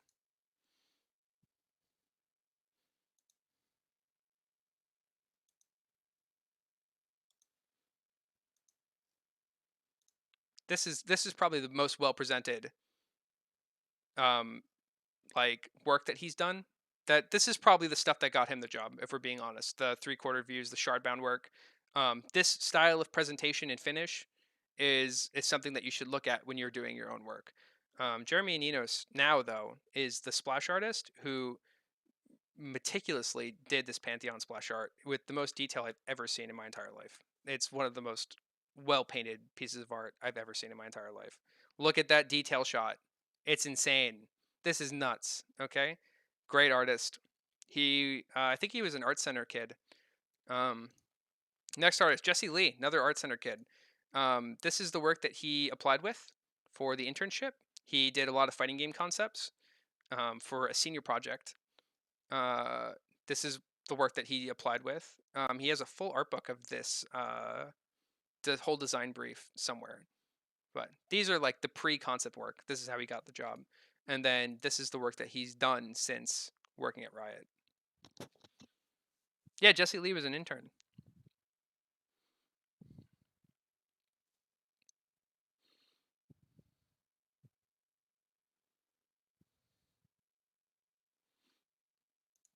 Next, Brandon Liao. Chelsea sent me this one. I don't see what work got them their Riot internship, but they were a concept artist at Riot for a brief amount of time. And I don't know exactly what kind of work they applied with, but they have some pretty cool character stuff. They got this internship, yeah. A little hyper real for Riot standards, but they liked it and they loved his character designs. This one's so cool. Did they just move on to a separate company after a short time with Riot? Yeah, they're working at a different company now. Gotcha. It was the summer internship. You can so you're land a only lot there of for jobs a with a Riot credit in your resume. I was just curious because I was agreeing with Yanni that a lot of their work on ArtStation didn't scream Riot at all. It Yeah, was like so way too realistic. So Chris Campbell as well was an internship kid for Riot. His work is like very exploratory. He does a lot of like very rough work. And he works traditionally a ton too. You can get concept art that doesn't kind of have that clarity that that demonstrates like to the 3D artist specifically. But if you demonstrate like I can explore a character to their boundaries in an interesting and visually compelling way that sells this character, you can be kind of like a mood concept artist like Chris Campbell. And this is some of the work that he's done at Riot, kind of really pushing the boundaries of a lot of characters, working between traditional and digital. His Zaya work is some of the coolest concept art. For the first set of it is in pencil, which is just wow, really really cool. But then there's like this design. Why didn't this design make it into the game? It's so cool. But yeah, really really good artist to look at too. for a completely different kind of concept art. And then Natalie Pellman was in their internship program for 2019 and is now working somewhere else. But they did a lot of really awesome. This is the kind of stuff that you're going to do on the job. This is the work that she did when she was at the internship.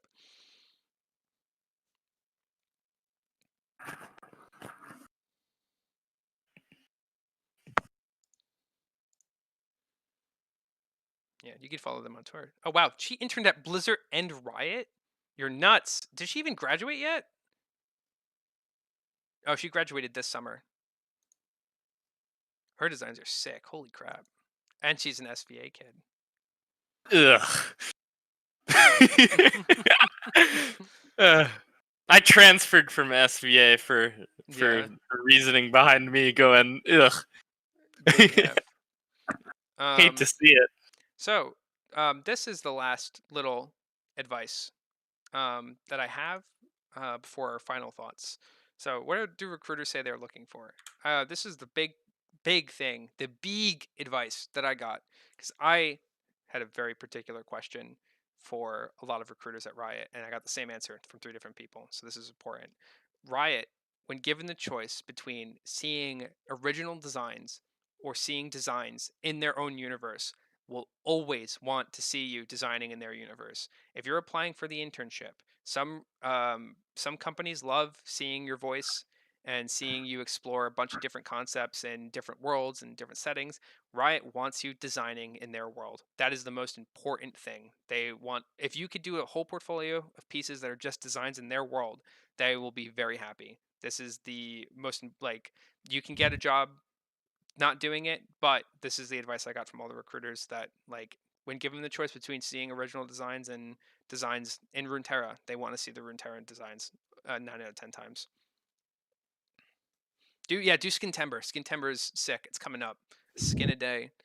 Instead of Inktober, there's a prompt list going around for Skintober, and you can do like skins, which is a big Riot thing. So that is the truckload of information for this week. So between this week and next week, what we can do is you don't have to make any art yet, but I would plan out like 2 or 3 pieces that, like, you want to demonstrate a couple of designs, right? Like, plan out the pieces that you want to work on for this quarter for the internship. That would be like the big thing. You know what they're looking for, you know what kind of designs they want, you know how to apply. It's time to kind of like sit down and be like, this is what I'm going to design. I'm going to think about it. And then next week we're going to talk about that. We're going to talk about pre-ideation. We're going to talk about questions and answers and all that stuff. But right now, we can hang out, talk, QA. Any questions about anything that we talked about? We can start unmuting you. So if you want to stay muted, make sure to stay muted on your end, and that way we can have kind of an open forum kind of thing. Mm-hmm. That's usually what we do at the end of the meeting. So server mutes are coming off. Here's your warning. Unbound. Oh, finally. Oh no. Yeah. Hi, Dana. Oh, he's muted again. Oh, I was Oh, gonna be nice and mute myself, but okay. I can What's I could post Skintember right now. Give me a hot second. I'm doing okay. that actually Yeah. sounds like something fun to do. I haven't heard from you, Chris. I don't know how I feel about that. I'm Holy sorry. shit. Oh wait, I'm unmuted. Man's getting called out. Chris, how are you gonna take that? Sitting down in my computer chair. That's Yeah, that should be all of them. Server mute should be completely Oh, off wait. now. If I Whoops. you That was the artist that let me know. got super big doing Skintember. Who Oh, knows Dauntless. I was gonna Here, say, this is it. This is Yanni, it. I Sorry. don't see it. Good artist to follow, by the way. Ron is sick, and like 4 years ago got really big doing like Skintember stuff, and now is an art director and concept artist. He did work for Dauntless, and now he's working at Phoenix Labs. He's really cool. Championship. What does that mean? If you guys want to take a look at another studio too, now's a good time if you want to do it like really quickly. Like obviously not as thoroughly as we just did Riot, but if there's somewhere you want us to look at real quick as a group, we can do that now too. It's open Q&A. We're here. Oh, We love you. It's taking already like in Riot skin lines, and you're just basically coming up with skins for new characters to join those skin lines. Got it. Okay.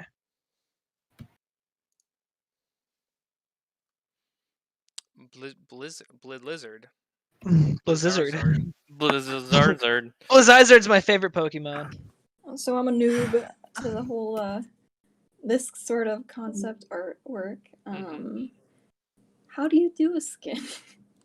So a skin, you would do it basically by like you would find like a champion, like any character in League of Legends, and then you can go look up like the skin line. So there's like a Blood Moon skin line, and you would take the champion and you would design like that champion in that context.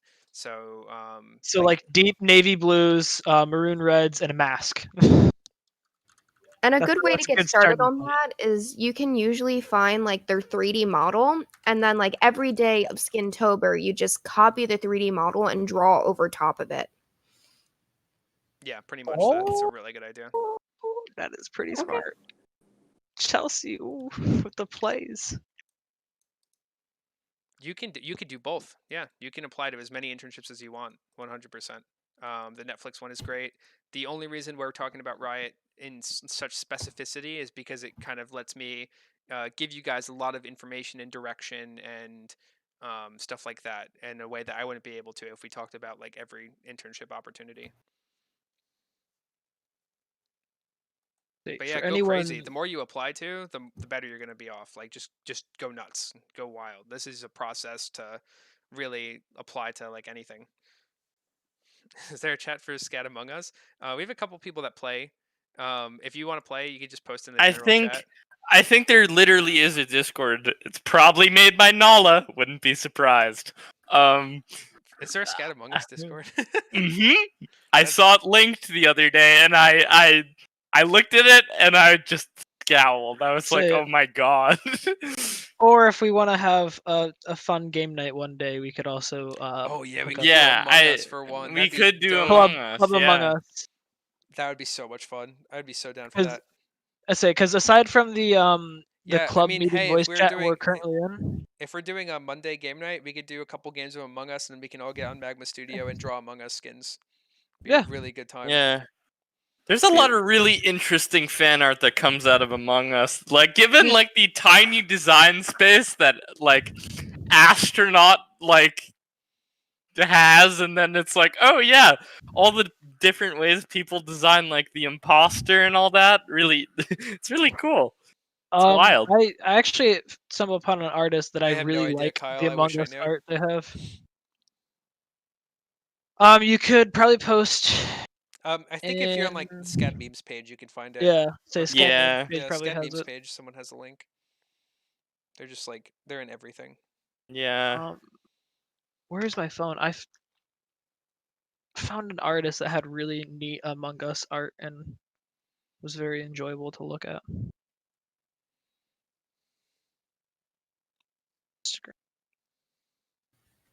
Dino, you have about a couple steps before your server muted again. Oh no. This man's digging his own grave.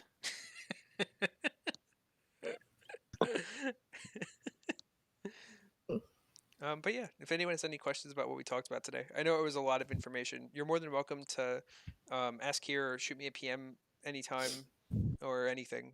Definitely, we really just want to help you guys develop a lot of like the skills that SCAD has a very hard time kind of helping you guys out with. All right, see you around, Tessa.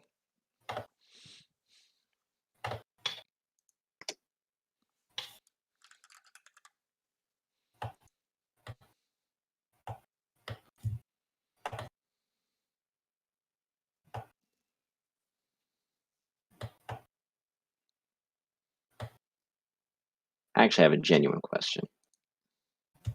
Okay, what is the genuine question? Okay, so I know I asked about like the 3D Yep. 3D thing. So it's like, okay, So well, let's say you didn't do like a full render, Mhm. right? But you've like fully modeled it, and you only have it in like a viewport Mhm. view. Would you still advise against it? So basically, as a concept artist, it really, again, it depends entirely on like what you're applying for.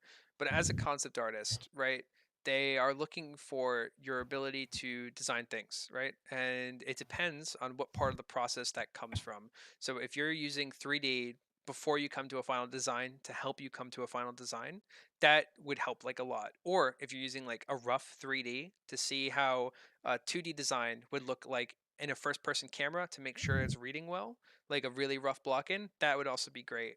But as soon as you get to like the point where you're doing full like renders, or you finish the 3D concept and you're doing what a modeler would do, you're Okay. kind of like Riot's not a small indie studio. Like you're there specifically to do a job, Okay. and you're kind of like doing somebody else's job in a way that they could do better. But there are internships for the 3D modelers, so if that is something you're more inclined to do, then just Well, shoot for that. there's a weapon modeler for Valorant and a character modeler too. They're mirrored. Yeah, shoot for those. Ugh. I want to link CMI, it was a great having you. Riot guy. What's the guy's name?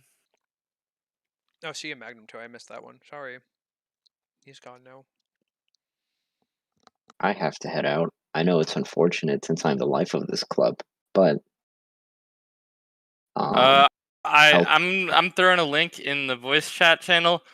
This is a guy who does a lot of like the Valorant splashes and oh like yeah, this the guy's nuts. I love him. yeah. No, I think he is so sick. Oh my god, because I think this guy like is the source behind the polygonal style. Oh yeah, yeah. And that's just it's so cool. Oh, yeah, their work is nuts. Yeah, no, I've been following him for a while. That's some clean inking. Oh man.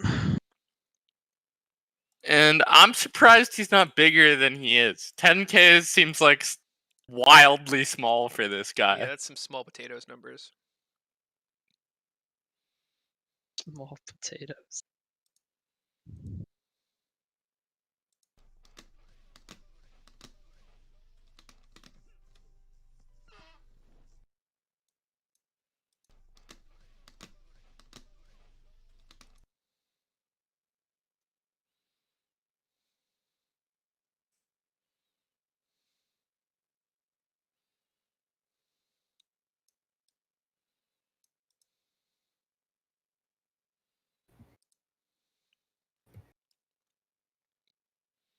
I think I'm getting better at doing environments. I've been doing an environment this whole time off of that dungeon thing, Yeah.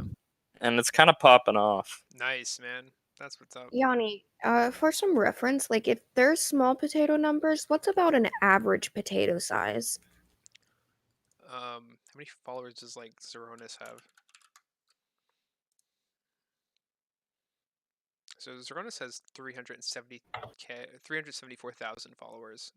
And I think Seems big. yeah, I think he's one of the biggest artists at Riot. So Zach is tiny potatoes. So, So, like- somewhere between that and 10,000 would be a medium potato number. I'd say like under 100K, but above 10K, probably average, right? Something like that. Like 20, 30, 40, 50K. I don't know. I'm at 400. Doing good. Tiny potatoes. Tiny potatoes. We'll work up. We'll grow our potatoes. I don't have like a tiny potato. I just have like a singular potato. I don't have multiple. How big is the one potato? It's a very small potato. It's very sad. I think I have like It's a 800 very- followers. It's a very little potato. We have more than Will. And Yeah, Will is tiny Doubling potatoes. my potatoes. Yeah, what the heck? Hey, get on my level, Will. Dude, I've got like no potatoes. I've got like the soil to grow the potatoes. He hasn't even plowed the potato fields yet. I haven't reaped the things I've sown. Oh, Dude, poor I'm Zach. trying to find this awesome Among Us art that I found. Oh, that's interesting. Someone I went to high school with as a kid. That's cool. Man, That's Pog. Instagram's such a wild place. I just want to see art. I don't want to see babies. I unfollowed so many people after I left high school. Oof. You know, that's probably what I should do.